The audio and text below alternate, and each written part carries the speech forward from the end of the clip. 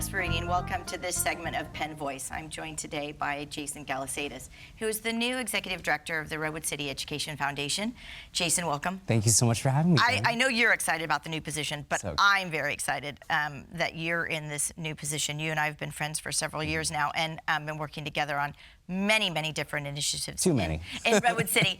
But so now it's a real exciting time for us to have you part of our education family. So before we jump into the topic of today, give us a little background on what you've been doing and then how you got to Redwood City Education Foundation, and then a little definition of what Redwood City Education Foundation is for those who may not know exactly what you do. Yeah, absolutely. So I've been proud to be on the board of this organization for 4 years now, and by the time I switched over to the executive director role, I was the longest serving current board member, and the organization has played such an important role in my life because I myself am a product of the Redwood City School District and participated in the programming that the Redwood City Education Foundation funded, which we fund programs like music, we fund STEM programs, we fund smart grants for teachers, and these are really our way of connecting with the school community and making sure that every kid within the district gets a great education. And I was so lucky to be a direct beneficiary of it. And now it's truly an honor to be able to helm this organization, which I think is at a very exciting time in its history. To give you a bit of background, we've been around since 1983. We were founded initially as Project Rescue to save the music program, which is at risk of being cut at the time, and we've persisted ever since.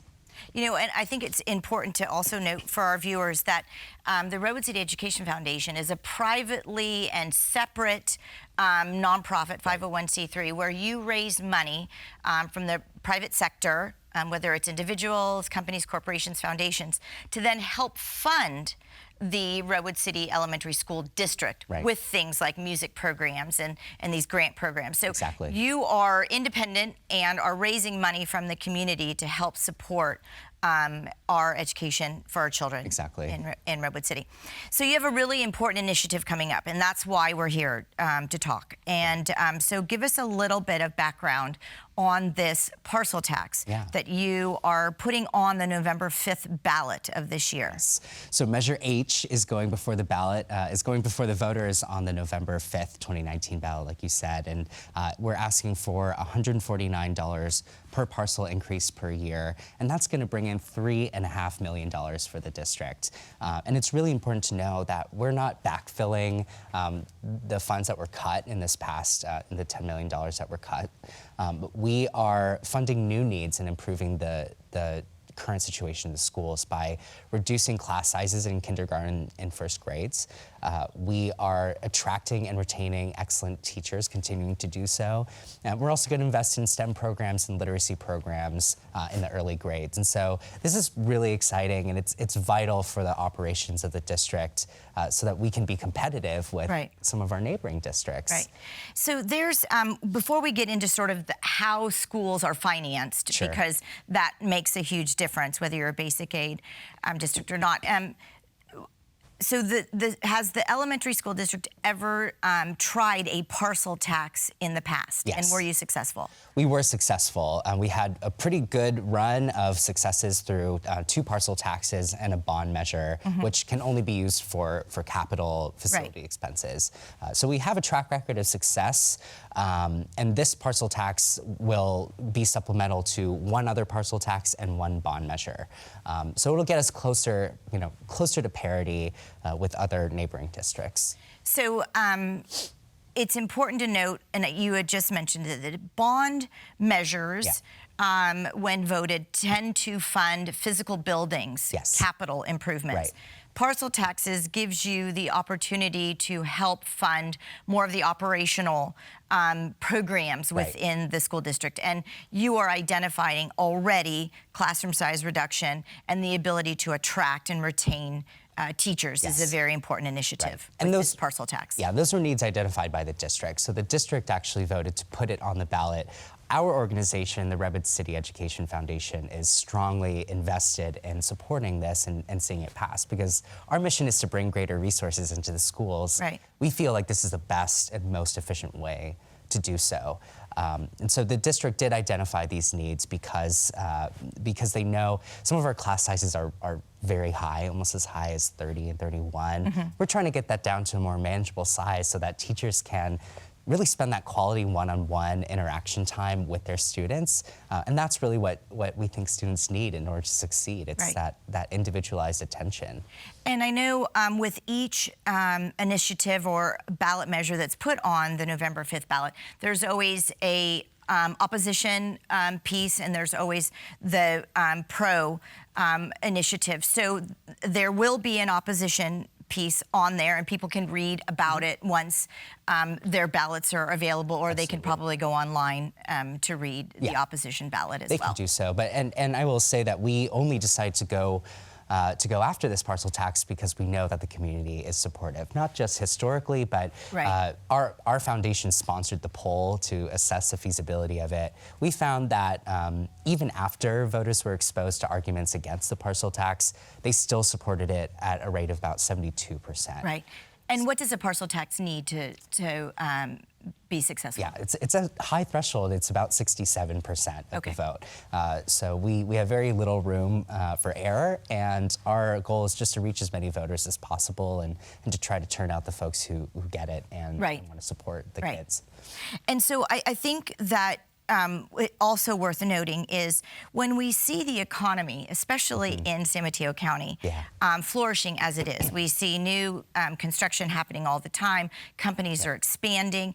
How does this impact the vision of our schools? Because we see more and more that our schools, not just Redwood City Elementary School District, but many school districts are having to cut programs or close schools, close campuses. What's the sort of thought on all of this? I'm so glad you asked, Danny, because many people are confused as to why we're, on the one hand, we see such a thriving economy, and on the other, we're seeing budget cuts in our schools, and they're wondering, where's the disconnect there? It all has to do with how school districts are funded in California.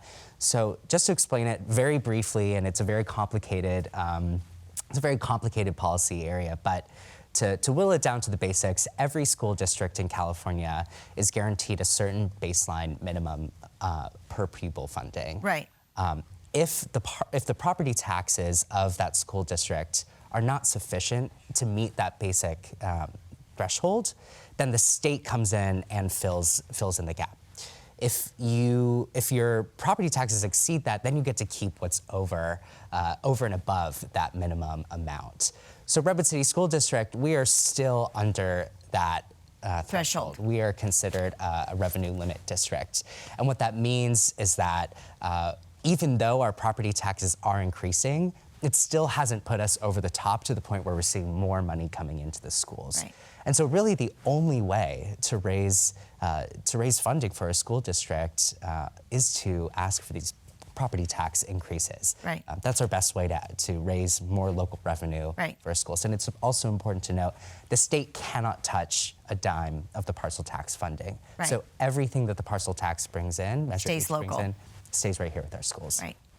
Well, we just have a minute left. So I want to make sure that we give you the last opportunity to sort of, what are the biggest opportunities for growth or improvement in our Redwood City public schools? What are we looking that RCEF, Redwood City Education Foundation, will be touching and ensuring has a stakehold? Yeah, that's a great question. And the Redwood City Education Foundation historically has raised about $400,000 to $500,000 per year. And we're very proud of that accomplishment, but we know that in order to make a real impact in our schools, we need to be raising a lot more. And the possibilities that could unlock, some of the greatest challenges we face is teacher attraction and retention. It's a very high cost area, of course, and teachers struggle to stay here. And if there's any way that the Education Foundation can play a role in keeping great teachers within our district, we'd love to play a role there. But we also see a lot of opportunity too in asking the tough question, with so many amazing job opportunities being created right here at home, are our schools really connecting those students with the skills that they need to compete in truly a global labor market? And so tackling that workforce preparedness question, whether that's working in a high-tech company or whether it's the trades or encouraging paths that make sense for different students, is something that we want to take a look at as well.